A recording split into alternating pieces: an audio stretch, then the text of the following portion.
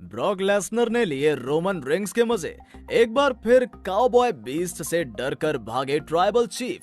जानेंगे सब कुछ जो आज हुआ रोमन और ब्रॉक के बीच स्मैकडाउन में, तो वीडियो को पूरा जरूर देखिएगा। दोस्तों, शो की शुरुआत में ही ब्रॉक रोमन के लॉकर रूम के सामने खड़े थे। फिर इंटरव्यू में उनसे पूछा गया कि क्या पिछले हफ्ते जो आपने किया उसके भुगतान के बारे में आपने सोचा था। जवाब में बीस्ट बोला, हाँ, मैंने कुछ फाइन्स पे किए, कुछ गाड़ियां खरीदी जिनमें रोमन के लिए एक नई एसयूवी भी शामिल है और वो मेरे फेवरेट कलर खूनी लाल रंग की है। मुझे कहा गया है कि जब तक मुझे उकसाया ना जाए तब तक मैं रोमन से फाइट नहीं कर सकता।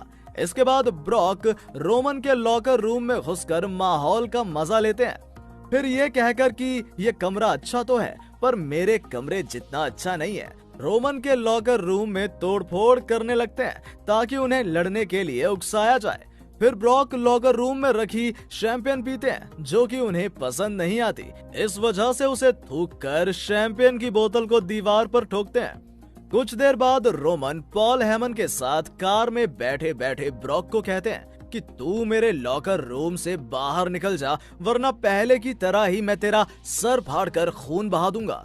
फिर कायला ब्रैक्सटन ब्रॉक से रोमन के लॉकर रूम में से जाने के बारे में पूछती है, जिसके जवाब में काउबॉय बोला कि मैं यहाँ बहुत मजे कर रहा हूँ, तो मैं यहाँ से क्यों जाऊँ। तुम जल्दी से जल्दी रोमन को ढूंढो क्योंकि यहाँ मेरे पास तोड़ने के लिए बहुत सी चीजें हैं। फिर जैसे ही बीस्ट ने लैंप उठाकर फेंका, कायला डर कर भाग गई और ब्रॉक हंसने लगे। शो के एंड में फाइनली रोमन अरीना में आते हैं और क्राउड को कहते हैं, मुझे एक्नॉलेज करो। फिर पॉल से कहते हैं, वाइसमैन, क्या ब्रॉक अभी भी मेरे लॉकर रूम में है? जवाब में हेमन कहते हैं, ट्राइबल चीफ, मुझे नहीं पता, पर इतना पता है कि ब्रॉक उसी एरिना में है जिसमें आप हैं। ये डर की बात है। जवाब में रोमन बोले, डरो मत, क्योंकि इससे खतरा ब्रॉक को है, मुझे नहीं। वो अगर अब भी मेरे लॉकर रूम में है तो मैं खुद वहां जाकर उसके सर को दीवार में ठोकूंगा।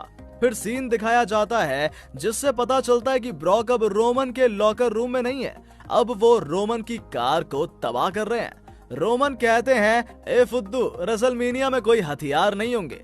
ये सुनकर ब्रॉक खुद अरीना की तरफ बढ़ने लगते हैं और फैंस के बीच से ही एंट्री मारते हैं। ये देखकर रोमन का हाल बेहाल हो जाता है। ब्रॉक स्टील चेयर लेकर रिंग में आने वाले होते हैं कि सिक्योरिटी गार्ड्स उन्हें रोक देते हैं। रोमन जोर जोर से हंसते हैं, वहीं ब्रॉक जम के तड़ातड़ सिक्योरिटी गार्ड्स की सुताई करते हैं। फिर जैसे ही बीस्ट रिंग में आया, ट्राइबल चीफ एक बार फिर से डर कर भाग गया, जिसके बाद ब्रॉक ने दूसरी स्टील चेयर ली और सिक्योरिटी गार्ड्स को भटाभट मारा, यहाँ तक कि वो कमेंटेटर्स के पीछे भी भागे।